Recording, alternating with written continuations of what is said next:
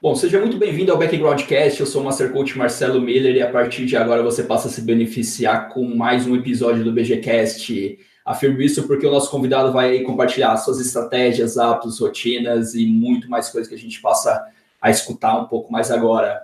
Aproveita aí para você se inscrever, compartilhar, deixa seu comentário, sugerindo nomes aqui para eu entrevistar, melhorias, sugestões, ou seja, vamos construir o Backgroundcast juntos. E hoje eu tenho o prazer assim, de bater um papo com o Cássio Quiles, jogador profissional de pôquer e empreendedor. Ele foi campeão recentemente do Scoop High Roller. Ele que atende nas mesas de pôquer aí por Cássio Pac no universo online, né? Ele tem 10 anos de carreira já passou por muita coisa que vai compartilhar aí com a gente. É considerado por muitos um dos jogadores mais técnicos do Brasil. Já foi citado, inclusive, aqui no Backgroundcast 2 vezes pelo Great Dent, pelo 22 é Nuts, então muita coisa bacana aí. Cássio, seja muito bem-vindo, meu parceiro, é uma honra ter você aqui, obrigado por disponibilizar seu tempo. Eu que agradeço aí pelo convite, obrigado. Me juntar a essas feras aí que você entrevistou. Queria te parabenizar pela iniciativa de criar esse podcast, porque acho que está agregando bastante na vida das pessoas. Eu mesmo, que já estou num nível, acho que acima no meio do poker ali, acompanho o seu conteúdo, com certeza. Acompanhei vários dos últimos convidados e acho que tem muito a agregar para a galera e tá bem legal o conteúdo. Pô, valeu, cara, mas isso ajuda, né, a reforçar e continuar fazendo isso, porque esse é o intuito, gerar valor para a galera, e se tá gerando valor para caras igual você, pô, só me motiva a seguir mais. E, inclusive, pô, dois convidados vieram e comentaram aqui, pô, chama o Cássio seria muito legal e tudo mais, que é o Gustavinho e o seu sócio Bruno, né? Eu queria começar pelas perguntas que eles deixaram, cara, eu sempre peço para eles perguntarem alguma coisa, e eu vou fazer as duas perguntas, só que eu vou começar pela pergunta do Gustavo, que é uma pergunta muito interessante.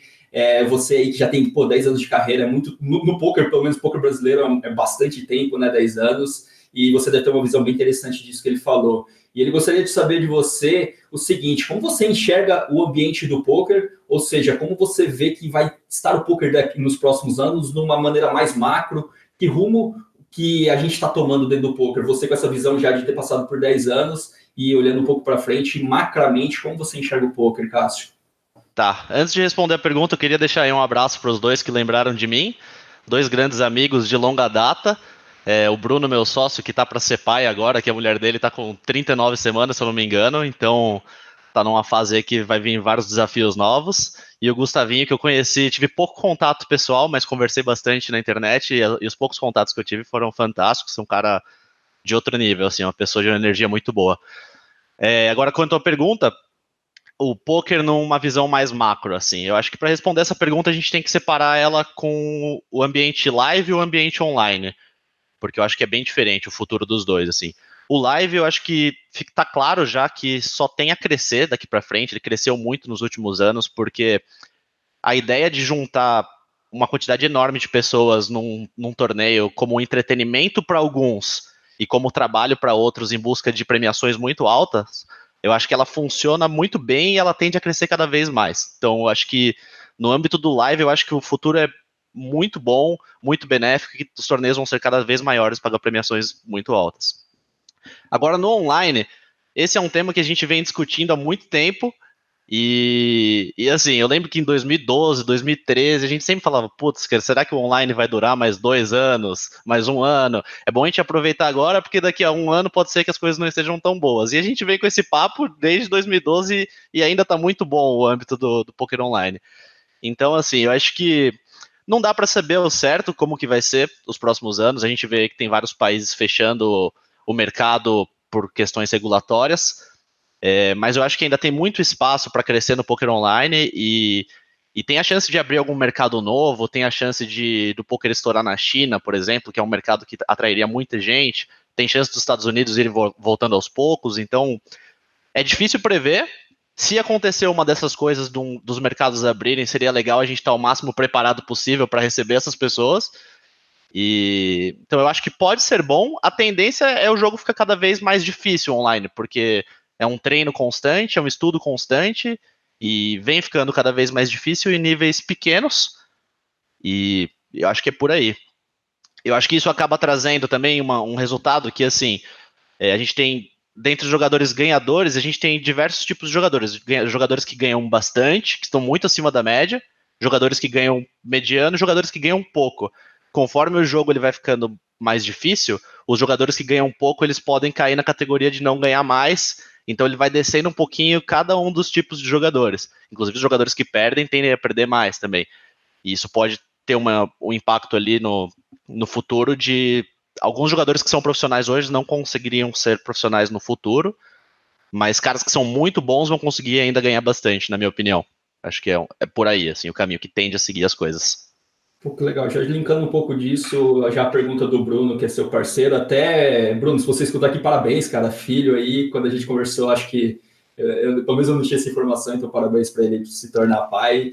Vai mudar bastante coisa na sua vida, pode esperar, meu parceiro. Eu falo por ser pai também já há algum tempinho, então é bem interessante. E a pergunta que o Bruno deixou tem a ver um pouco com esses caras que vão continuar vencendo, né? Ele perguntou, na sua opinião, ele gostaria de saber, na sua opinião, qual a principal habilidade para um jogador estar entre os melhores, cara? Essa é uma pergunta difícil, é uma pergunta que eu penso bastante, assim, eu acho que seria difícil responder ela com um argumento ou outro, assim, a habilidade que faz os caras serem os melhores é um grupo de muitas coisas, mas se eu fosse escolher uma, eu diria que principalmente em torneios de pôquer, eu diria que é a capacidade de adaptação, porque você lida com diversos tipos de jogadores, diversos tipos de torneio, diversas fases onde as coisas mudam, as tendências, e quem se adapta melhor, mais rápido, na minha opinião, é quem consegue sempre estar acima da média dos profissionais ali para ser o melhor. Uma pergunta simples: como fazer para adquirir essa competência de adaptação? O que a pessoa tem que treinar no dia a dia? Através de fazendo o que ela se torna uma pessoa que se adapta bem às situações? Você tem alguma ideia sobre isso? Bom, eu acho que, primeiro, para você conseguir adaptar, você tem que identificar o perfil, por exemplo, se for adaptar contra um tipo de jogador, você tem que saber identificar esse perfil de jogador para saber para onde adaptar, né? E isso vem com bastante experiência e estudo também, porque quando você começa a estudar as bases do jogo ali, ou acho que isso pode servir até na vida, né? Não só no jogo em si. Quando você enxerga um caminho normal que as coisas tendem a seguir, você começa a entender para onde que as pessoas que estão desviando estão desviando. E acho que a adaptação ela vem disso, assim, primeiro de uma base teórica forte, segundo da experiência e ver mais ou menos o que as pessoas estão fazendo. E no âmbito dos torneios de pôquer, rolam muitas adaptações, assim, muitos desvios em massa. Às vezes você pega ali, sai um conteúdo novo e a galera começa a fazer tal coisa, e isso gera uma adaptação que você pode explorar em cima, que a maioria das pessoas está fazendo. Quase derrubei minha garrafa aqui, cara, que eu gesticulo muito quando eu falo. Mas tudo bem. E eu acho que é por aí. É uma combinação de experiência com estudo. É difícil passar uma receitinha para isso. É muito tempo jogando e treinando e percebendo mesmo. E prestando atenção, né? Porque tem muita gente que não joga prestando tanta atenção, tem muita gente que faz as coisas até na vida um pouco no piloto automático, assim, e não tem esse momento de perceber e refletir como que a gente pode ajustar em relação a isso. Legal. Agora, indo no sentido contrário, assim, pô, 10 anos de experiência, você já viu muito jogador, você já teve time, você já participou de times, você vê o mercado ali. Qual o principal erro dos jogadores no geral, Cássio, que você observa assim, que faz as carreiras promissoras ficarem pelo caminho? Você deve ter visto muito jogador que foi considerado um cara muito fora de série, talvez, assim, em algum momento, só que acabou ficando no caminho. Quais os principais erros, na sua opinião? Cara, um dos principais erros que eu vi nessa caminhada, assim, eu acho que nem é o tipo de resposta que você provavelmente está esperando. Eu acho que as pessoas não cuidam tanto das reservas financeiras pessoais, assim. E eu acho que isso é muito importante. No poker, eu acho que é mais importante do que em qualquer outro setor, até. Porque eu tenho estudado bastante investimentos há bastante tempo, e quando você fala ali de uma pessoa que tem um salário fixo, as pessoas recomendam você ter uma reserva de emergência para cuidar dos seus gastos numa emergência de 6 meses, se eu não me engano. E quando você tem um trabalho mais variável, tipo você é um empreendedor que ganha lucros variáveis, tem mês que você pode não ganhar e tudo mais, eles recomendam você ter essa reserva para conseguir se sustentar por um ano. E no poker, acaba que é muito mais variável do que qualquer empreendimento que você vai fazer, ou na maioria dos empreendimentos que você vai fazer no início, pelo menos. Então eu acho que a reserva ideal para o poker seria mais tempo do que isso. Não sei quanto, pode ser 2 anos, pode ser. Então é muito difícil juntar uma quantidade de reserva que a pessoa fica segura o suficiente para não depender do resultado daquelas sessões que ela tá jogando no poker, sabe? E por mais simples que isso pareça, eu vi muita gente que acabou não tendo cabeça suficiente para focar no jogo, porque não tinha reserva suficiente para conseguir jogar tranquilo ali, independente do resultado, conseguir se manter, sabe? Eu mesmo, eu passei por fases bem difíceis em alguns momentos, e essa reserva que eu consegui, ainda bem que eu me planejei e consegui guardar e tá sempre preparado para isso, foi o que me fez estar aqui hoje. Eu com certeza não teria passado por isso se eu não tivesse me planejado bem, sabe? Então, acho que essa seria o principal fator que deixou pessoas pelo caminho, na minha opinião. Pô, acho. Além de concordar com você, sim, cara, acho que assim é. Porque é um fator que pressiona também as pessoas, né? Imagina você já tem todas as pressões do jogo, tudo aquilo que acontece, e você ainda ter que jogar pressionado pelo. Porque tem que pagar uma conta de luz, algo nesse sentido, né? Então isso acaba afetando muito até a performance do cara, né? É nesse sentido, né? Sem dúvida nenhuma, cara. Afeta bastante, e assim. Eu costumo falar que no poker em si, a lucratividade ela vem dos detalhes. É um grupo de muitos detalhes que se você faz um pouquinho melhor, a soma de todos eles vai melhorar um pouquinho o seu retorno, que vai fazer toda a diferença no futuro, sabe? Tipo, a gente costuma medir a rentabilidade dos torneios em ROI, que é o retorno em cima do investimento. Se um cara tem lá 5%, é um ROI bem pequeno, é difícil dele viver do poker com 5%. Mas se ele melhora ali a rotina dele um pouquinho, a cabeça dele um pouco, o estudo dele um pouco, sabe? Tem uma série de coisas, de detalhes que parece que nem faz a diferença, mas agrupando todos, esse ROI pode subir de 5 para 10% e dar uma diferença grotesca, assim. Pode ser a diferença entre o cara conseguir ou não ser profissional. Você Então, citou isso, você é um cara que estuda muito. Qual seria essa porcentagem de ROI, assim? É por limite, não é? Qual seria o valor que você acredita que seria um ROI ideal para o cara poder viver do poker, por exemplo? é difícil responder essa pergunta porque depende do limite, realmente. Assim, se o cara joga torneios muito baratos e tem um ROI muito pequeno, o retorno financeiro dele vai ser pequeno. Mas aí também depende dos custos de vida dele, então depende de muita coisa. Mas assim, o que eu posso te responder é que eu conheço muitos profissionais que têm cerca de 10% de ROI, mas essa é uma margem que, ao meu ver, é apertada. O cara, quando ele tem 10%, ele consegue, mas não é tão fácil ali, entendeu? Não tem tanta margem para respirar. Mas eu acho que Seria tem o mínimo, talvez, o mínimo ali jogando um stake médio ali, ter 10% de ROI. Essa ideia. 10%, né? Você falou 10? Eu Isso 10, entendi correto. 3. Eu não sei se o mínimo, mas eu acho que essa é uma margem que já dá para considerar que você consegue se profissionalizar, se Pô, você se demais. dedicar. Acho importante buscar isso, né? Porque às vezes serve uma referência aí de alguém que tem uma experiência legal. Acho bacana para a galera, principalmente que está mais no início. Outra coisa também, Bruno, mudando, Cássio, eu ia falar do Bruno. O Bruno comentou uma coisa assim que talvez você não seja tão conhecido no cenário do poker por não ter tido tantos resultados no passado. Agora você começou tendo no Scoop e tudo mais, mas não eram resultados tão expressivos, mas na opinião dele, pelo menos, você estava entre os melhores jogadores ou era o melhor jogador tecnicamente no Brasil? Que você é uma pessoa que estuda demais. Eu queria saber um pouco disso de você. Como é a sua rotina de estudos, cara? Como ele chegou a essa conclusão? Por quê? Ele até comentou, falou assim, cara, ele estuda até mais do que joga. Como que é a sua rotina de estudos? Como isso acontece no seu dia a dia? Conta um pouquinho aí o que você estuda, que momentos, quantas horas. Tá. Eu acho que, primeiramente, hoje em dia, eu com certeza não sou um dos caras que mais estuda, mas eu, em algum ponto, provavelmente, no Brasil, eu tava ali no topo dos caras que mais estudaram em algum ponto. Porque vai diminuindo, né? A curva de aprendizado, ela vai variando. Hoje em dia, eu foco em outras coisas além do estudo. Com o time, com o jogo. Eu tenho jogado bastante também, ultimamente, e acaba que eu não estudo tanto quanto eu estudava. Mas eu penso bastante nisso. Eu acho que o que me levou a ser assim, cara, é que eu sou meio obsessivo pelas coisas que eu faço. Normalmente a obsessão ela é usada como uma conotação negativa, mas eu acho que dá para ser interpretada de uma forma positiva também, né? Eu acho que se você pega os melhores caras nos fields deles, nos campos deles, a maioria era obcecado de alguma forma, assim. É o cara que ia dormir, deitava a cabeça no travesseiro e ia pensando numa situação que ele não tinha achado a solução ainda, ele não conseguia desligar a cabeça, sabe? Eu sempre fui esse cara.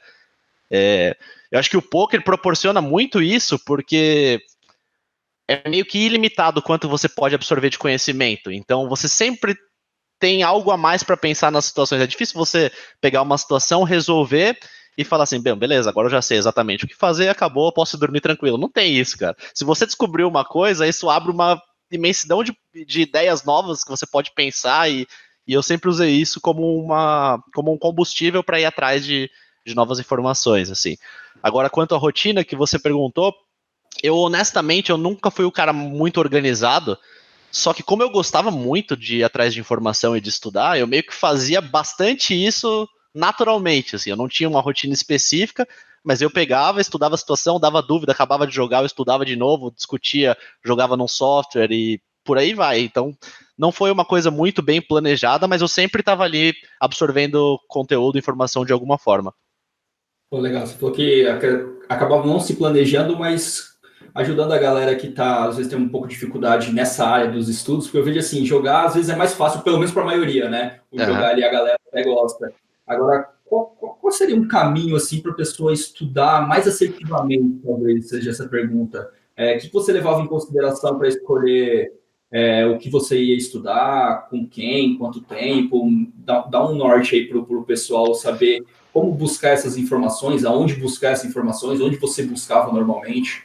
Certo, eu acho que um ponto para agregar para a galera, assim, eu acho que um ponto de partida interessante é que no começo faz muito mais sentido você estudar do que você jogar.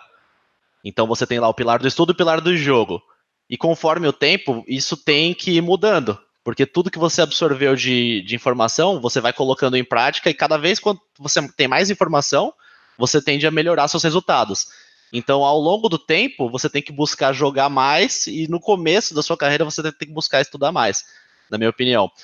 Agora, como buscar informação é um tema complicado, cara, porque, primeiro que assim, eu acho que se uma pessoa não domina muito bem o inglês, eu acho que um bom ponto de partida seria correr atrás disso, porque eu acho que tem muito material em inglês para tudo que você for fazer na vida, não só para o poker. É mais fácil você achar material em inglês por ser a língua universal, e é uma coisa que eu já conseguia falar bem na época que eu comecei, então me ajudou muito, porque eu vejo que tem muito brasileiro que não tinha isso no começo ali da carreira e tinha que buscar informações somente no meio nacional, mas ao mesmo tempo eu fui atrás de informações no Brasil também. Putz, na época eu assinava TV Poker Pro, que era um site que você provavelmente nunca nem ouviu falar, de 2011, sei lá de quando que é. Tem um tempinho grande que eu tô no poker, eu vi sim, grudei nisso lá.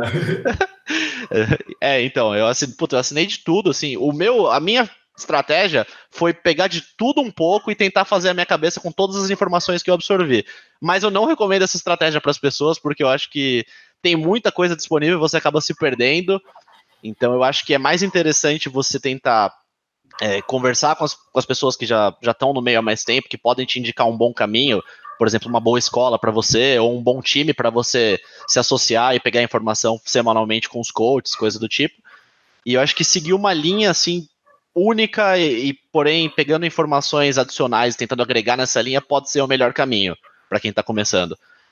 Até porque hoje em dia deve ter muito mais informação disponível do que tinha na minha época, então não tem como você tentar pegar de tudo um pouco. Assim. Na época eu tentava pegar tudo e fazer a minha própria cabeça, mas acho que hoje em dia seria uma loucura. Né?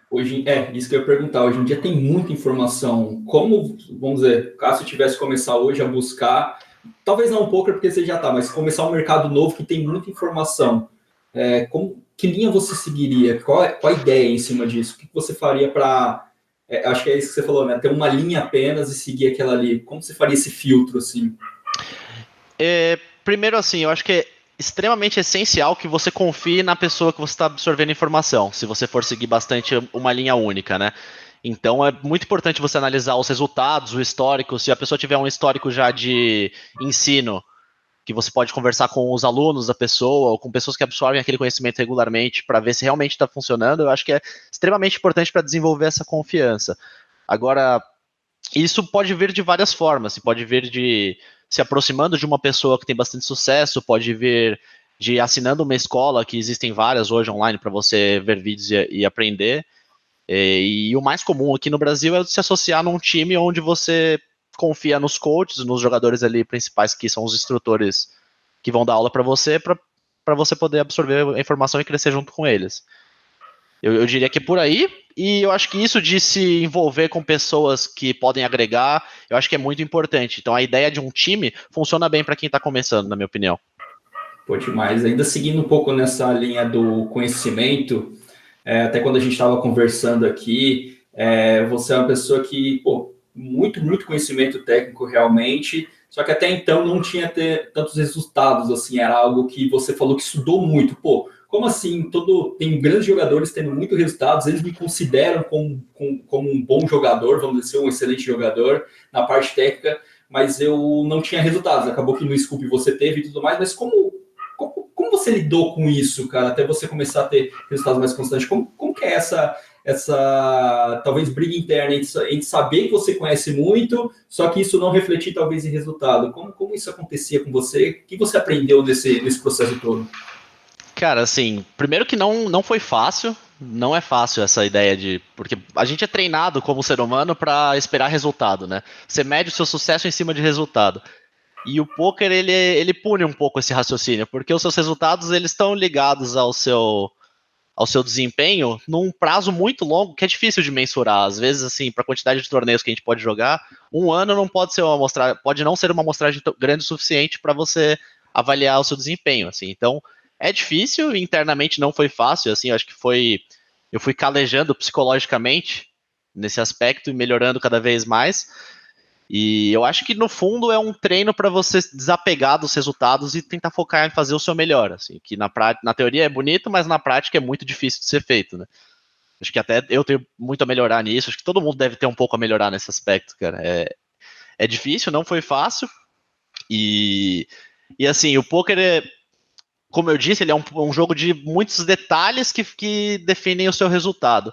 E o detalhe do psicológico, ele é extremamente importante, ao meu ver, assim, eu acho que se você está numa fase ruim e deixa isso abalar sua confiança, eu acho que sua rentabilidade pode cair pela metade, assim, porque todas as suas decisões vão ser tomadas com pouca confiança, assim. Você nunca vai ter aquela certeza, puta, eu vou dar esse blefe aqui porque nessa situação eu sei que é bom, então você dá meio na dúvida, aí se dá errado, você se questiona, fica se cobrando no resto da reta, isso influencia na sua cabeça nas outras decisões, e é tudo um treino, uma questão de calejando mesmo, na minha opinião. Assim. E é por aí. Porque quando a gente vai fazer uma análise de torneios e tudo mais, a gente coloca qual ROI a gente acredita que tenha sobre aquele field, até para talvez calcular algo nesse sentido. Como calcular esse ROI levando em consideração que você perde esse ROI quando você está mal mentalmente, talvez, ou está pressionado por alguma coisa? É difícil, cara. Calcular retorno no poker, ele é difícil até para os caras que jogam mais e são mais robozinhos, assim, que tem pouca oscilação nos resultados. É muito difícil de calcular porque muita coisa pode influenciar que a gente nem sabe que está influenciando, assim. Tem um desvio ali até de variância no jogo muito grande. E agora, nessa questão que você falou, o que a gente costuma fazer, eu e meus sócios pelo menos, a gente tenta ser honesto, assim. Por exemplo, um dia você dormiu meio mal. Minha experiência me diz que os dias que eu dormi mal, eu joguei uma qualidade um pouco pior do que os dias que eu dormi bem. Então você vai jogar lá um torneio num domingo importante, mas você acabou que dormiu meio mal por algum motivo. Daí eles falam, bom, aquele torneio ali é um torneio que eu já não tenho uma lucratividade tão alta, vamos supor que eu tenho 10% de ROI nele. E um dia que eu dormi meio mal, isso provavelmente vai me afetar de alguma forma. Então acho que eu vou tentar deixar isso de lado. Mas é bem difícil ser honesto com isso e desenvolver isso, porque você quer jogar o torneio, que é aquele torneio interessante do dia e tal. Mas dá para pensar mais ou menos dessa forma, só que você nunca sabe direito, né? Quando que vai ser o dia que psicologicamente você vai deixar a desejar. Então é uma questão de ir treinando e desenvolvendo isso mesmo, assim. Mais para tentar evitar que aconteça o máximo possível do que para tentar prever, na minha opinião, pelo menos. Pô, legal. Aí olhando um pouco para trás, um pouco essa experiência toda que eu comentei na chamada, a questão, o que você acha que mais te atrapalhou para você ter mais resultados? O que você poderia ter feito diferente para ter mais resultados durante essa carreira toda? Sempre pensando quais são os principais fatores que te levaram a talvez não ter os resultados desejados. Certo. Eu acho que assim, eu tenho um perfil de personalidade que eu gosto muito da competitividade atrás do poker, né? Então, eu tive várias fases assim que eu tava indo bem e eu sempre tive o perfil de eu tô indo bem, eu quero algo a mais. Até hoje eu sou assim. Então, eu era o cara que se eu tava ganhando X ali, eu tinha uma expectativa alta, não me importava tanto essa expectativa de retorno que eu tinha. Eu queria usar o meu crescimento para me colocar de frente para jogar contra os caras que eram os melhores ali. Então eu sempre, eu tava ganhando, eu fazia move up e tentava jogar os torneios mais caros. Aí nem sempre isso deu certo, porque quando você faz move up, você tá jogando torneios que são mais difíceis, torneios mais caros que se você vai mal, você acaba que toma um tombo grande, e isso acaba que pode abaixar sua confiança, porque você começa perdendo já e é difícil lidar com isso. Então, por eu ter essa personalidade de sempre querer me colocar para batalhar com os melhores ali, eu acho que isso pode ter influenciado a questão dos resultados, porque eu tentei e deu errado, tentei e deu errado, tentei e deu errado, e eu sempre tive que dar uns passos atrás, e esses passos atrás acabam afetando nosso mindset, na minha opinião. Assim, a confiança, é difícil lidar com isso como se a gente fosse uma máquina, assim, vou tentar jogar, não deu, volto, beleza. Não, acho que acaba afetando, fica na sua cabeça que você não conseguiu, que você fracassou naquela tentativa. Então, assim, se eu quisesse construir um Cássio que tivesse um gráfico mais bonitinho ali, uns resultados constantes, eu provavelmente teria evitado esses move-ups na época, só que hoje em dia eu não me arrependo, porque hoje em dia eu consegui me manter nesses limites por bastante tempo, e tenho orgulho disso. Acho que as minhas decisões do passado me trouxeram até aqui, mas isso fez com que não fosse tão fácil a minha carreira em alguns pontos, assim. Pô, interessante. É uma estratégia, né? Acredito que é uma estratégia que não tem certo e tem errado, é uma estratégia que tem os seus benefícios, tem muita coisa. Eu acho que tem uma palavra que acaba envolvendo muito nisso, pelo menos olhando de fora, que é a questão da frustração, né? Você, pelo que você falou, você ganhou muito, vamos dizer, em limites baixos, aí, vou subir, chegava lá, subia e batia, e às vezes tinha que voltar. Isso se repetiu durante algumas vezes, e acredito que sempre você cria uma expectativa positiva. Pô, agora vai, e não ia, agora vai, e não ia. Cara, como lidar com frustração? Provavelmente você passou por muita, né? Me conta um pouco se é isso que eu entendi realmente e como você faz hoje em dia para lidar com essas frustrações de, às vezes, criar uma expectativa no limite maior e ter que voltar, dar um passo para trás para estrategicamente, vamos dizer assim. Certo. Eu acho que, assim, rolou bastante dessa frustração, mas, no geral, eu consegui compensar isso com os momentos bons, as fases boas. Eu sempre me envolvi com pessoas de sucesso ali, que eu acabava ajudando as pessoas, os meus sócios, o time. Então, fazer outras coisas na vida que você consegue medir o seu sucesso de alguma forma, que você consegue sentir que você está tendo sucesso, ajuda. E eu consegui fazer isso ao redor do poker, que ajudou a me manter nesse meio, ao mesmo tempo tendo sucesso em algumas outras coisas. Mas eu acho que, assim, boa parte dessa frustração, ela vem da forma com que as pessoas analisam o resultado, o seu sucesso. Que eu acho que, inclusive, eu ouvi em algum podcast seu aqui, eu não lembro exatamente qual que foi, que a gente tem que parar de ver as pessoas assim, aquela pessoa é aquele gráfico tal. Tipo, uma pessoa é muito mais do que está mostrando naquele resultado ali. Cada pessoa vive a sua batalha ali, né? E eu acho que tentar colocar as coisas dessa forma ajudou bastante, assim, porque eu lembro que no começo a maioria dos jogadores que eram profissionais, eles tinham resultados muito mais constantes que os meus, assim, até por causa desse meu perfil de me arriscar, assim. E eu lembro que teve uma fase até que os caras faziam piada com o meu gráfico, que era uma coisa assim, e que acho que eu ria junto, mas acho que internamente não era muito bom para minha confiança, né?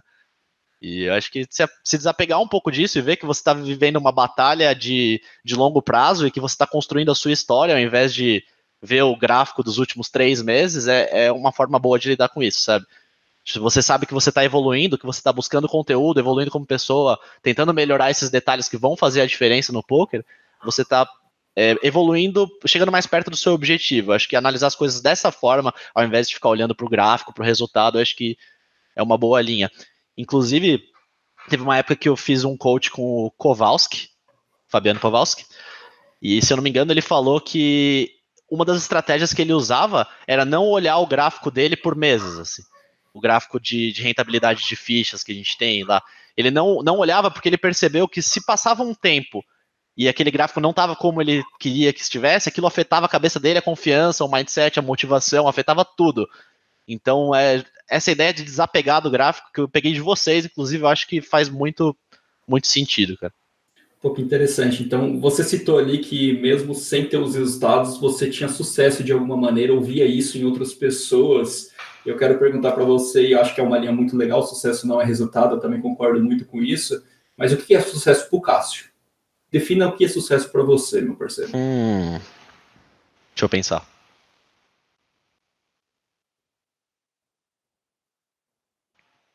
Ai, cara, difícil essa resposta. Eu acho que sucesso pra mim é você conseguir estar acima da média naquilo que você se dispõe a fazer. Eu acho que isso pode ser considerado como sucesso. Estar Você, acima da média no seu mercado, no que você está fazendo. exatamente. Você, assim, ter clareza que você tá fazendo algo a mais do que os outros, eu considero isso como sucesso. Alguma pessoa, alguma pessoa que quando você pensa em sucesso vem na sua mente? Uma referência? No âmbito do poker ou do geral? Um do geral, um do poker, então, vai ficar bom. É que é difícil, né? Porque tem muito. Na realidade, vem muitas pessoas na minha cabeça. Assim, no meio do poker vem o Akari, por exemplo, que é um cara que conseguiu fazer muito bem o que ele faz hoje. Não necessariamente ele é o cara que mais joga poker, o poker online ele praticamente nem joga mais, mas ele é um cara que, pô, ele teve sucesso na época jogando, depois teve sucesso quando ele mudou um pouco mais pro marketing, daí começou a atacar um pouco mais Instagram, cursos, tudo mais. É um cara que, pô, parece ter sucesso em tudo que ele faz, assim. Agora, esse acabou quase que foi um off-poker, mas não é um off-poker, né? Não, é o cara do poker. Mas, assim, no poker em si, eu penso muito nos meus sócios. É difícil, porque as primeiras pessoas que eu penso de resultado, de sucesso, são sempre eles. E eu acho que o que a gente está fazendo, eles mais do que eu, até é uma definição de sucesso muito grande no meio do poker, cara. Pô, legal. Agora eu quero trazer, 10 anos aí. Para mim, 10 anos é um longo prazo, pelo menos no mercado brasileiro. Eu quero, assim, no poker se fala muito, muito, muito de longo prazo. Todos os dias eu escuto essa palavra diversas vezes, mesmo não jogando mais. Como você interpreta o longo prazo, cara? O que é o longo prazo para você? Me dá uma visão do Cássio pro longo prazo. Bom, primeiro eu acho que esse é um tema muito mal compreendido ainda, até por profissionais. É um tema completamente obscuro. Porque a gente sabe que tomando as melhores decisões e tendo uma expectativa tal, no longo prazo as coisas tendem a acontecer.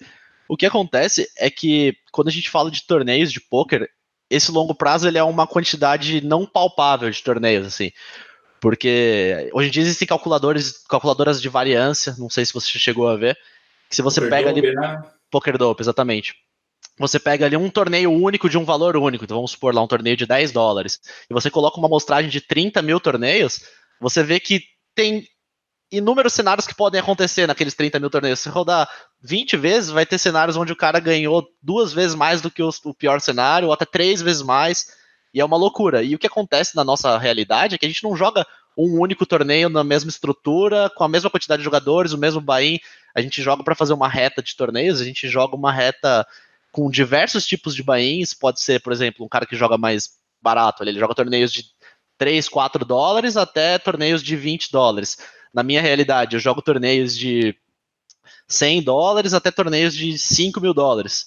Então, o longo prazo disso seria extremamente mais complexo do que o longo prazo de um torneio de um buy-in único. Então, é difícil de simular isso, de ter uma visão assim de como seria esse longo prazo, mas o que eu tenho certeza é que é muito mais esquisito do que as pessoas conseguem pensar. É muito mais variável do que as pessoas conseguem estimar. Assim, isso eu tenho certeza. E E na até sua opinião... porque. Pode falar, Pode falar. desculpa. Não, não, manda bala, complementa.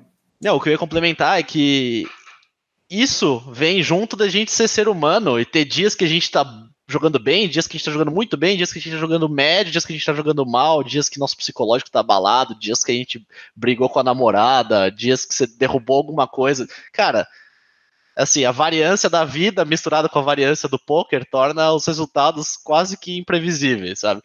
Então, eu acho que nem adianta ficar pensando tanto nisso, assim, eu acho que o caminho é mais tentar evoluir para buscar melhorar e esperar coisas boas para acontecer no futuro. Eu acho que é mais por aí.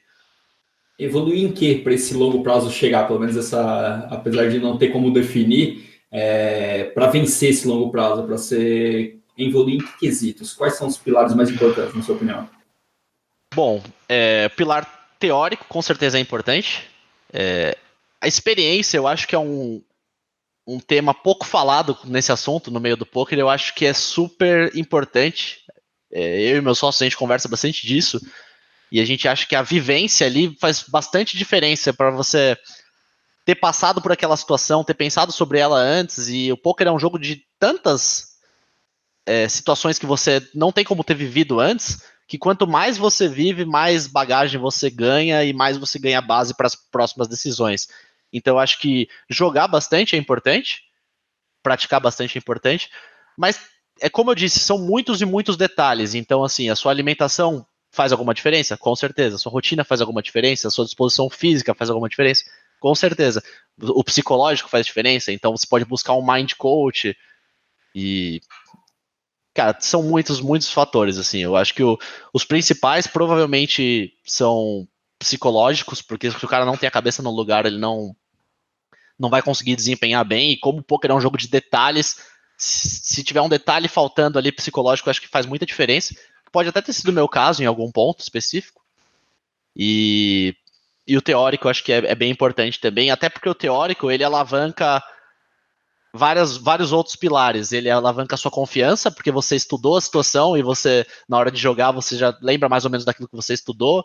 Ele abre portas, porque quando você se demonstra um cara com bases teóricas, as pessoas querem ouvir de você, então elas, para ouvir de você, ela acaba passando um pouco de conhecimento, então é fácil de você se inserir em círculos de estudos do poker quando você tem uma base teórica mais forte também, então eu focaria mais nesses pilares mesmo. Jogar, estudar e treinar a cabeça. Pô, demais. A gente está gravando aqui, acho que tem duas semanas mais ou menos que acabou o Scoop, né? E nesse Scoop a gente pode observar que você e seus sócios assim fizeram uma série. Olhando os resultados dos três ali, o que vocês fizeram foi algo muito. Eu não sei se na história, pelo menos do poker brasileiro, pessoas que têm essa conexão conseguiram fazer o que vocês fizeram ali nesse período de série e tudo mais. Cara, como foi isso? Como aconteceu esses resultados de todos, né? Dos três ali, diversas vezes.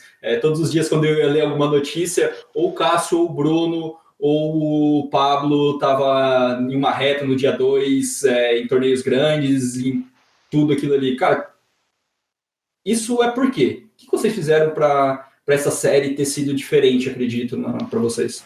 Tá. Primeiro, para falar da minha sociedade aqui, eu percebi que a gente ainda não citou o nome do Pablo, a gente só falou do Bruno até agora, porque foi quem tinha me referenciado. Então, meus sócios são o Bruno Volkmann e o Pablo Brito. E a gente tem esse esquema de sociedade, tem 3 anos, pouco mais de 3 anos agora. Foi no Scoop de 2016 que a gente começou. E, cara, acabou que foi uma parceria que deu muito certo, assim, porque a gente se completou, sabe? Tipo, o Volks é o Bruno, aí eu chamo ele de Volks. O Volks, ele é o cara que tem talvez mais predisposição, assim, mas talento é uma palavra complicada de ser usada, mas vamos usar o talento. Talvez seja o cara mais talentoso, o cara que mais gosta de jogar, de pegar a experiência. Eu sou o cara que mais focou nos estudos na carreira e talvez não tinha a melhor cabeça para jogar dos três. E o Pablo é o cara mais centrado, sem dúvida nenhuma, assim, o que tem a melhor cabeça. Então acabou que a nossa parceria deu muito certo, até melhor do que a gente esperava. E a gente acabou evoluindo constantemente um com os outros, sem parar durante esses 3 anos. Assim, eu acho que eu costumo falar que foi a primeira vez que eu me senti num time de verdade, porque eu já joguei em times de poker, inclusive sou muito grato. Eu joguei pro Forbet em 2010, 2014, joguei pro BitB em 2015 e aprendi muito com eles. Mas eu nunca me senti muito num time, assim, porque você não tem um incentivo direto para fazer as outras pessoas crescerem, as outras pessoas não têm um incentivo direto para fazer você crescer, sabe? Você com os outros participantes do time, eu digo, não com os instrutores. E nesse nosso esquema de parceria, a gente tem um puta de um incentivo de fazer os outros crescerem e acabou que isso não para de trazer resultado, ao meu ver. Acho que essa ideia foi fantástica, assim, de a gente dividir o nosso sucesso, sabe? Agora, quanto ao Scoop em si, por que a gente teve tanto resultado? Eu acho que é uma combinação de muita coisa, cara. Acho que é uma combinação da gente estar no momento mais preparado da nossa carreira, porque uma coisa que rola nesse Scoop, nessas séries, assim, no Scoop, é que a gente joga torneios de buy-ins bem elevados, e eu acho que nem todo mundo está acostumado com a pressão de jogar esses torneios e conseguir tomar decisões tão claras quanto a gente toma no dia a dia, sabe? Como a gente tem treinado bastante jogar os torneios mais caros há bastante tempo, eu acho que a gente está bem preparado e isso consegue dar uma vantagem pra gente, assim, para conseguir jogar o nosso melhor, independente daquele torneio ser muito importante, muito grande, e acho que isso faz a diferença.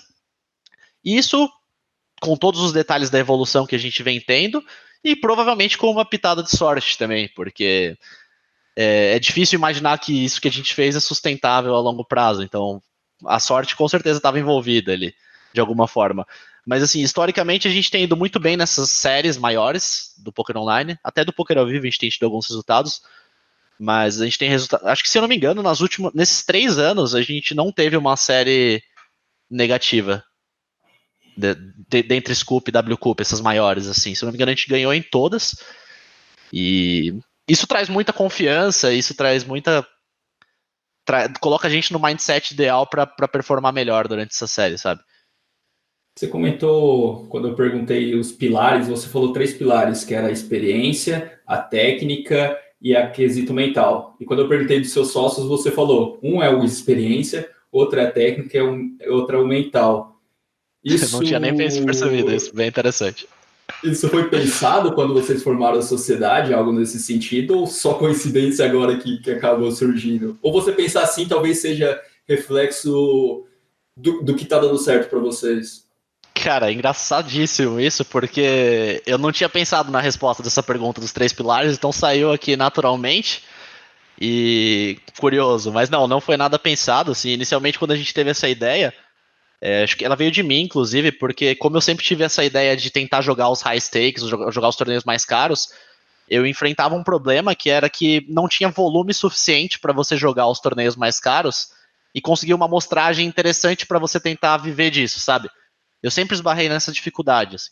Você tinha lá, por exemplo, o Super Tuesday, que era na terça-feira, aí tinha o Sunday 500, e não tinha mais muito torneio bom acima de 500. Então você queria jogar esses torneios caros, mas eles acabavam influenciando muito nos meus resultados. Então, essa ideia, originalmente, ela veio para a gente conseguir uma amostragem nos torneios caros, porque era o meu volume mais o volume dos dois, acabava sendo uma amostragem que já ficava interessante para a gente tentar profissionalizar em cima dos high stakes, sabe? Inicialmente veio disso, mas não foi nada pensado no perfil de cada um, o que cada um tinha a agregar, assim. Eram caras que eu tinha bastante confiança, que é importante para uma parceria dessa, sabia que tinha uma pegada parecida com a minha, que a gente ia conseguir trabalhar mais ou menos igual ali, ou próximo, e agora que você falou, acho que pode ser um dos motivos que deu muito certo, sim, que eu nunca tinha percebido, muito legal. Pô, que demais, uma outra coisa ali, você falou que talvez surgiu de você essa ideia. Tem 3 anos mais ou menos isso, né? Que surgiu, todos os 3 já tinham bastante tempo, já eram bem-sucedidos. Como convencer outros 2 caras a comprar essa ideia, cara? Como foi esse processo? Me conta um pouquinho, eu tenho muita curiosidade também. Sim, é que assim, eu conheço eles há bastante tempo. O Pablo, eu joguei com ele no Forbet em 2010, então tem 9 anos isso, né?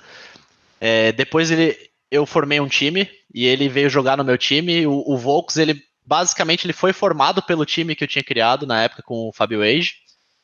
E então eu tinha bastante proximidade com eles, assim, não foi um contato que veio do nada, assim, vou pensar naqueles 2 caras. Já tinha uma proximidade, eles conheciam o meu perfil, eu conhecia o deles, eu via muito potencial neles. E eles já estavam tentando também jogar os high stakes há um tempo e estavam passando por dificuldades como eu nesse processo de tentar jogar os high stakes, sabe? E como convencer, na realidade, eu acho que essa é uma das minhas qualidades, assim, eu acho que esse tipo de convencimento. Eu sou o cara que, assim, inventa uma ideia nova, a gente conversa muito sobre estratégia de jogo. Eu invento uma ideia nova, assim, penso, pô, cara, se a gente começar a fazer isso, como é que será que a galera vai reagir? Será que vai dar certo? E normalmente eu consigo convencer eles muito fácil, eu acho que eu tenho um pouco dessa característica de convencer fácil eles e os caras do nosso time ali e tudo mais. Mesmo se eu não conseguindo provar resultados, eu acho que com argumentos eu consigo convencer facilmente, assim. E eu acho que como eles estavam num período também que estavam um pouco passando por dificuldades ali, patinando, eles viram como uma alternativa que poderia dar certo mesmo, assim como eu, e deu super certo, ainda bem que eles toparam. Pô, que demais. Agora pensando no Cássio, aquele Cássio começou 10 anos atrás lá no poker, sem muita certeza das coisas, imagino que pelo menos o processo é mais ou menos isso. Com a experiência de hoje, o que você falaria pro Cássio de 10 anos atrás, cara, que estava iniciando, assim? Qual o principal conselho que você daria para ele? Cara, eu acho primeiro que se eu pudesse mandar uma mensagem assim, eu falaria, continua que vai valer a pena. Assim, não desiste, porque eu acho que o caminho que eu segui, ele foi difícil, mas é o meu caminho e eu sou super feliz onde eu tô hoje e acho que foi por conta desse caminho. Talvez se eu tivesse seguido uma linha de menos risco, eu não tivesse tanto prazer pelo que eu faço hoje, sabe? Como eu tenho. Então, eu honestamente não mudaria muita coisa, cara. Eu só daria força pra eu não ter vontade de desistir em nenhum momento pra eu continuar seguindo em frente motivado, sabe? Cara, você falou continua, então provavelmente teve vontade de desistir. Quando foi isso, cara? Cara, eu tive períodos bem difíceis, assim, em termos de resultados e tudo mais. Se eu não me engano, eu tive 3 ou 4 fases que eu fiquei 6 meses perdendo ou empatando, assim. E que isso é bem difícil de lidar psicologicamente quando é a sua principal atividade. Porque eu ouvi alguma vez em algum podcast que é meio que assim. A ideia é a seguinte: é, se tudo que você faz na sua vida é poker e o poker tá indo mal, a sua cabeça entende que a sua vida tá indo inteira errada, entendeu? Tá indo inteira mal. Então, não foi fácil lidar com isso, então eu acho que até recomendaria justamente que você tivesse outras áreas da vida que você conseguisse ter algum tipo de sucesso com mais facilidade para não ficar 100% dependente disso para ter felicidade, sabe? Qual que foi sua pergunta mesmo? Eu me perdi aqui na resposta, desculpa. Não, foi essa questão de quando foi essa vontade sua de desistir? Quando que isso aconteceu? Você Sim, começou a responder daí.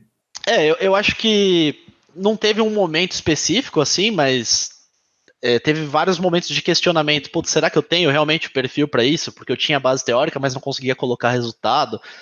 Então teve momentos de questionamentos, momentos que eu tirei ali 1 mês, 2 meses para pensar na vida e pensar, abordar outras coisas que eu poderia fazer, mas acabei sentindo falta, cara. Eu sinto muita falta quando eu não jogo poker, porque eu gosto demais do jogo, assim, do aspecto estratégico dele, de tudo. É isso, tipo, eu tô jogando há 10 anos e daí eu vou terminar aqui o podcast, eu vou entrar ali no nosso servidor, que a gente tem um servidor de estudo, eu vou olhar uma situação, vou discutir com os caras e pensar em alguma pira nova pra tentar explorar os caras e eu gosto muito disso. É difícil ficar sem. Nas fases duras, você acaba se questionando, mas o que eu percebi é que eu gosto muito mesmo, por isso que eu consegui passar por esses momentos difíceis e no fim do arco-íris tinha o pote de ouro mesmo. Pô, que demais. Agora, fazendo a pergunta inversa, eu falei que você falaria pro seu Cássio lá de 10 anos atrás. Agora, olhando para o futuro, para os próximos 10 anos, o que você gostaria de escutar do Cássio que vai estar daqui 10 anos? Cara? O que eu gostaria de escutar do Cássio daqui a 10 anos? Cara, não tenho a menor ideia, que pergunta difícil. Uh, Pô, não sei. Acho que 10 anos é um tempo muito longo, assim, eu não sei. Vou seguir vivendo do jeito que eu tô vivendo. Não tenho a menor ideia. Essa é uma resposta que eu não vou conseguir te dar, cara. Tranquilo, sem estresse. Agora, outra pergunta rapidinha. Você tem alguma coisa que você acredita que a maioria das pessoas acha meio louco, cara? Uma coisa que eu acredito que a maioria das pessoas acha meio louco. Bom, esse conceito de energia, acho que o Volks falou bastante aqui no podcast com você. É um conceito que acho que já nem é mais tido como loucura, porque já tem bastante gente que segue essa linha, né? Mas eu acho que tem muitas coisas que acontecem que acho que seria muita coincidência para ser coincidência, sabe? Então eu acredito que exista alguma conexão entre o seu estado de espírito e as coisas que acontecem com você. Isso eu tenho acreditado cada vez mais e é isso, quando você se envolve de pessoas que são um bom alto astral, que são positivas na vida, parece que as coisas acontecem melhor, assim, tudo flui melhor. Essa é uma coisa que eu Inclusive, acredito bem. resultados, quando você acha que você está nessa. Seus resultados, por exemplo, os maiores, foram nesses momentos que você estava mais. Com energia mais alta, talvez, ou mais sintonizada? Tem relação também, você acha? Eu diria que tem relação, mas não é 100%, obviamente, assim, né? O resto é tudo muito importante. Tive resultados grandes em fases também que eu consegui sair de uma fase ruim ali que não estava muito bem, mas eu diria que influencia sim, cara. Acho que tem tudo a ver a gente tá indo bem nesse momento por causa dessa pegada que a gente tá. A gente fez, inclusive, relacionado a essa pergunta, acho que é legal mencionar que a gente fez uma viagem antes do Scoop, que foi para o EPT Monte Carlo, que a gente ficou em Nice, na França, e ficava indo diariamente pegando a estrada para Monte Carlo e voltar. Foi eu e meus sócios e os pais do Bruno. E foi uma viagem muito boa, energeticamente falando, vamos dizer assim. Foi muito legal a experiência. A gente tem poucas experiências juntos pessoalmente, assim, a gente se junta no BSOP Millions todo ano, mas uma viagem assim para curtir, comemorar e numa outra pegada ali que é surreal ali a Costa Azul de Nice, muito bonito, foi muito legal. A gente meio que achou que o resultado do Scoop teve muito a ver com essa viagem e o nosso contato, as nossas experiências e tudo que a gente conseguiu transbordar ali pessoalmente, que a gente não consegue transbordar no meio das comunicações online aqui, sabe? Então acho que faz uma diferença sim e provavelmente tem uma conexão, eu diria. Pô, que legal. E pensando no poker, me diz uma coisa, qual o pior conselho que é dado no poker, na sua opinião? Qual é a pior coisa que, assim, você vê que é tido como verdade ou é passado como verdade, mas você fala, cara, esses caras estão loucos, cara, não faz sentido nenhum. Certo, eu acho que uma das coisas que eu poderia falar, que me vem à cabeça aqui agora, é que tem muita gente que tenta induzir os jogadores a jogarem como se eles fossem máquinas, robôs, assim. E eu particularmente acho um pouco furada isso, porque nós não somos máquinas e nunca vamos conseguir ser, sabe? Sempre vai ter emoção, sempre vai ter. A sua cabeça vai passar por outras coisas, você pode melhorar isso com meditação e tudo mais, mas eu acho que abraçar o fato de que a gente não é um robô, a gente nunca vai conseguir jogar igual um robô, viver que nem um robô, é mais importante do que tentar ser um robô, na minha opinião. Acho que esse seria um dos pontos que é passado de uma forma que eu não concordo. Legal. Isso tem muito a ver. Continua sendo um jogo de pessoas, né, cara? Por mais que tenham softwares que calculam situações nesse sentido, né?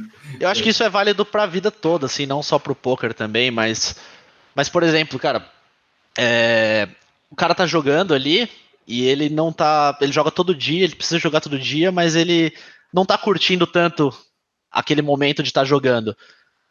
Por algum motivo, assim, ou ele preferia estar fazendo outra coisa, ou ele não está confiante, eu acho que isso vai impactar muito no resultado dele. Então, ele não vai conseguir ficar tentando ser uma máquina, assim. Aquele pensamento vai estar ali, ele precisa ser lidado de alguma forma, sabe? Se ele precisar tirar uns dias de folga para colocar a cabeça no lugar, se ele precisar fazer alguma outra coisa que ele quer fazer, se ele está jogando a semana inteira pensando em fazer alguma outra coisa ali. Acho que às vezes pode ser melhor ele não jogar, perder esses dias de trabalho, fazer a coisa que ele tá pensando em fazer, tirar isso da cabeça, sabe? Eu acho que o ser humano tem que ser lidado de uma forma que não é da mesma forma que a gente lida com robôs. Pô, demais, demais. E olhando agora para o último ano, cara, assim, o que mais mudou na sua vida nesses últimos 12 meses, cara? O que aconteceu aí de mais diferente? Eu acho que a autoaprovação, assim, foi uma coisa que mudou. Ficar mais feliz com quem eu sou, quem eu me tornei, eu acho que isso é uma coisa que influencia em várias áreas da vida, né? Autoconfiança influencia na forma como que você se relaciona com as pessoas, na forma como você expressa seus pensamentos e na forma com que você trabalha também, na forma com que você encara a vida e acho que essa aceitação e apreciação por quem eu sou foi um dos pontos que eu mais evoluí, eu diria. Foi pensando em pessoas, assim, quais são as pessoas que mais contribuíram para as suas mudanças nesse último tempo? Bom, com certeza os dois sócios são pilares muito importantes nessa evolução. Queria mencionar também os nossos players do nosso time, os nossos 7 jogadores, que hoje em dia a gente tem eles muito mais como amigos que podem agregar a gente do que como caras que a gente precisa só passar conhecimento, sabe? E pessoas, não do poker, a minha namorada, que faz parte da minha vida, a Raíssa. Diariamente a gente tá junto e com certeza ela tem algum papel nisso. E todas as pessoas que apoiaram nisso, né, cara? Tipo, meus pais que me apoiaram desde o começo, não foi fácil para eles, mas acabaram apoiando. Os amigos. Acho que se fosse diretamente, assim, no poker, essa aprovação do poker, essa evolução no poker, acho que teria que vir mais os meus sócios do time. Mas na vida, provavelmente vem um pouco dos sócios e dessas outras pessoas que eu mencionei. Legal, agora a perguntinha que é padrão aqui. Quem você gostaria de escutar, de ouvir aqui no Backgroundcast, já que você comentou que escuta todos os episódios, quem seria bacana para eu trazer aqui, meu parceiro? Eu acho que legal seria trazer alguém que não tá tão exposto na mídia, assim, né? Alguém que a gente não tem tanto contato. Deixa eu pensar. Eu não me preparei para essa pergunta. Um cara que tem um histórico bem de longa data, assim, e que tá aí no meio do poker há bastante tempo, como instrutor, como jogador, que eu acho que pode agregar bastante, seria o Sage, Rodrigo Sage. E agora eu vou falar um cara que tá mais exposto na mídia que você não teve ainda, que é uma mente genial, na minha opinião, que acho que pode agregar muito, que é o Thiago Crema. Foi demais. E que pergunta você faria ou para os dois, ou uma separada para os dois, para o Rodrigo e para o Thiago?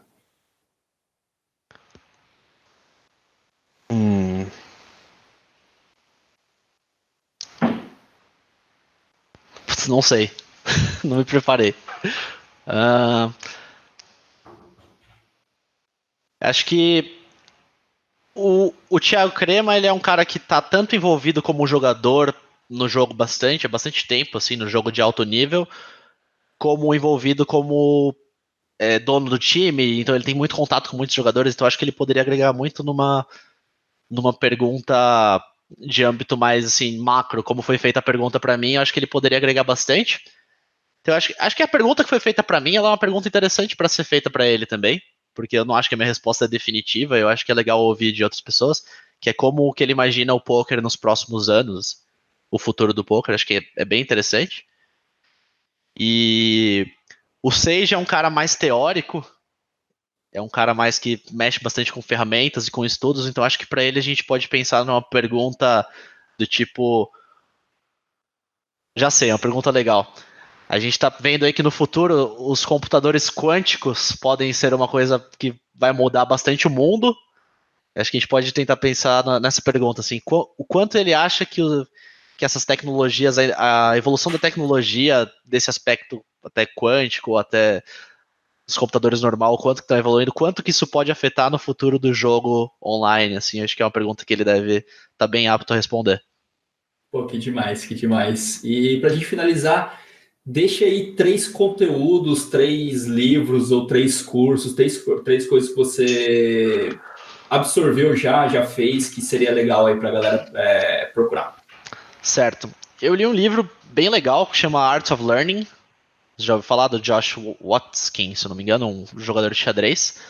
Que eu me identifiquei muito com a personalidade dele, assim, de em busca do aprendizado, porque é meio que a minha essência, assim, sempre tá em busca do aprendizado e Esse daí, se eu evolução. não me engano, o cara vai precisar de uma dica que você falou lá no começo, que é o inglês, cara, que esse livro só tem em inglês, se eu não me engano. Não tem em português? Cara, eu procurei em português, não tem. Certo. E escolas de poker, tem a Razor Edge, eu sei que é uma escola que está bem em alta no momento, tem até conteúdo brasileiro conteúdo em português sendo produzido. E terceira fonte de informação, acho que cara, não sei, eu vou deixar essas duas mesmo pra galera aí. Pô, show de bola. Cássio, meu parceiro, cara, gratidão, obrigado pelo seu tempo.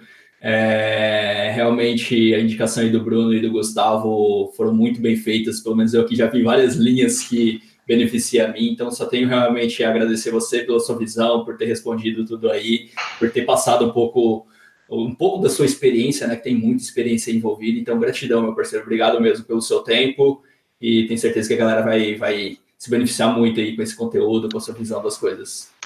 Eu que agradeço, foi show de bola estar aqui. E siga aí com um bom trabalho de trazer pessoas que agregam valor pra galera aí. É isso, galera. Esse é o Backgroundcast. Não se esqueça de se inscrever, comentar, curtir e compartilhar aí com o pessoal. Até a próxima.